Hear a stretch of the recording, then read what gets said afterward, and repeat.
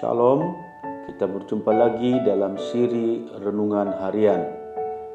Tajuk renungan kita pada hari ini adalah ingin mengalami mukjizat atau keajaiban, datanglah kepada Yesus.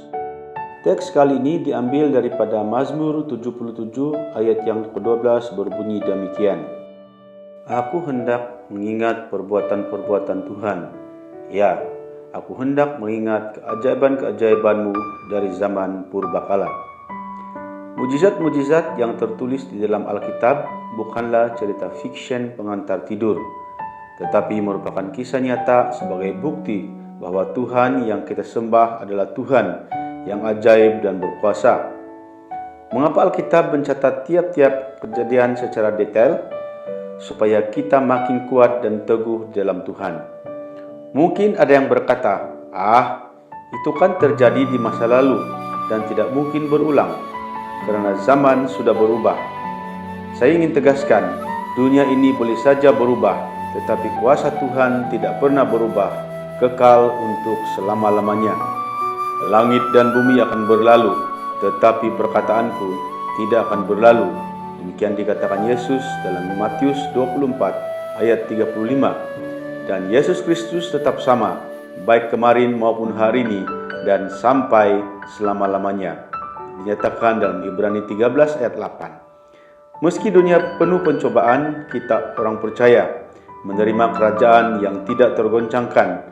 Marilah kita mengucap syukur dan beribadah kepada Allah menurut cara yang berkenan kepadanya, dengan hormat dan takut. Dinyatakan dalam Ibrani 12 ayat yang ke-28. Contoh mukjizat di masa lampau tertulis dalam 2 Raja-Raja pasal 4 ayat 1 hingga 7. Kisah seorang janda miskin yang sedang mengalami masalah berat, berhutang banyak, menghadapi Along dan anaknya hendak diambil sebagai jaminan. Dalam keadaan terjepit, mengadulah ia kepada Elisa, nabi yang mendapat pengurapan 2 kali ganda. Tanya Elisa, "Apa yang kau punya?" Janda itu menjawab, "Ia hanya punya sedikit minyak dalam buli-buli." Lalu Elisa memerintahkan janda itu untuk mengumpulkan bejana kosong sebanyak-banyaknya, sampai ia harus meminjam kepada jirannya. Apa yang terjadi? Waktu minyak itu dituang, minyak itu mengalir terus-menerus sampai seluruh bejana kosong terisi penuh, hingga janda itu dapat membayar seluruh hutangnya. Saat dalam pergumulan berat, janda itu datang ke alamat yang tepat, kepada Nabi Tuhan, dan bukan mencari alamat palsu. Artinya mencari Tuhan dan berseru kepadanya.